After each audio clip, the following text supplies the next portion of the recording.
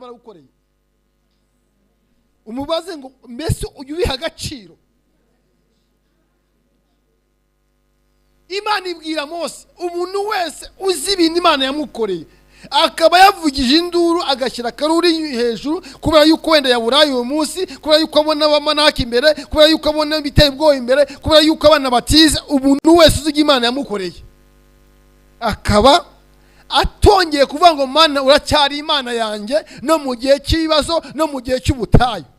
Imana ibwira Mose ngo abo bantu bose bazapfira mu butayu. Yesu ntashimo cyane. Kuva ku muntu ufite imyaka 20 y'ubukuru kugeza ku basaza bafite imyaka 70-90 bose uretse Yeshua na Kalebu. Ndashima Imana yuko abantu bakemera yuko isezerano Imana yababwiye bazarigeramo, aho bazarigeramo. Tuvuge ngo amen. Bibiliya ivuga neza bamaze imyaka 70 ingahe?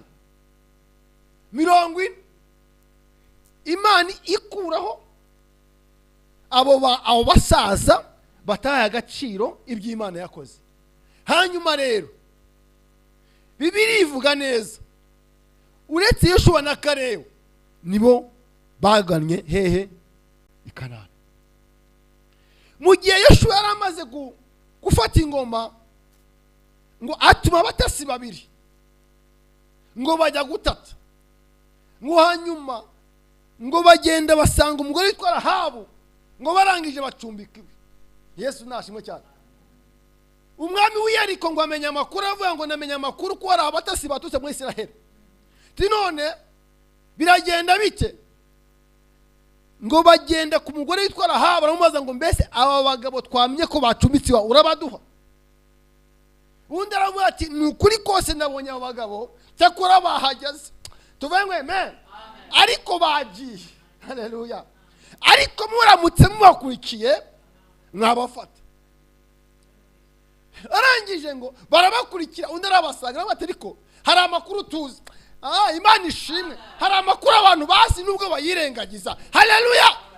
Nege nkubwire ngo ujye wikomeza ku muntu ufite amakuru. Ko hano sha baze gubaragiye kubona igiceri. Tureze Imana icyubahiro. Imana ishimwe. Nuzajya umenya yuko hari umuntu Imana yavuseho ujye umwikomezaho. Rahabu aravuga ngo hari amakuru tuzi, hari amakuru twamenye yuko Imana yakamije mu inyanja. Haleluya. Yakamije mu inyanja mo 2 muratambuka. Mugeze imbere abami 2 nabo Imana irabagabiza murabica ubwami bwamukuraho. Imana ishimwe. Aya makuru twarayamenye yuko mufite Imana iteye ubwoba. Uko muruzi nubwo twakinze hano i Yeriko, twakinze kubera mwebwe, kubera ubwoba dufite, ariko twamenye neza yuko iki gihugu ari icyanyu. Haleluya.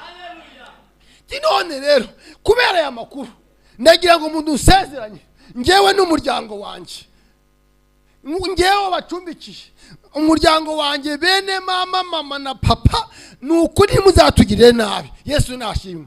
Ngo rangije ngo Rahabu yaratuye ngo igipangu kiwe cyari gituranye n'idirishya, idirishya ku nkiki. Ngo rangije ngo abamanura mu gitebo, arabamanura baramubwira ati noneho re ngo dusezerane, uko tumanuye mu gitebo uzafate agashumi kagize gute mariza mugize gufite ikimenyetso. Imana ishimwe. Haleluya. Agashumi gatukura, nurangiza iri dirishya tumanuriyemo uzazamura agashumi. Haleluya. Ako gashumi kagumeho nk'ikimenyetso cy'umuntu ugomba kugira gute gutabarwa. Imana ishimwe. Muvuge cyangwa ntimuvuge, ariko hari abantu bafite agashumi bagomba gutabarwa, isi byakomera. Haleluya. Amazi yakwihinduriza, ariko hari abantu bafite iki agashumi. Ni mu byumva utere haleluya. Hari abantu bafite ibanga. Imana ishimwe. Bafite ikimenyetso, bafite nzayimana, bafite agashumi. iyo bageze muri rompuwe agashumi kaba kagaragara, iyo bageze muri quartier agashumi karahari, iyo bageze tawuni agashumi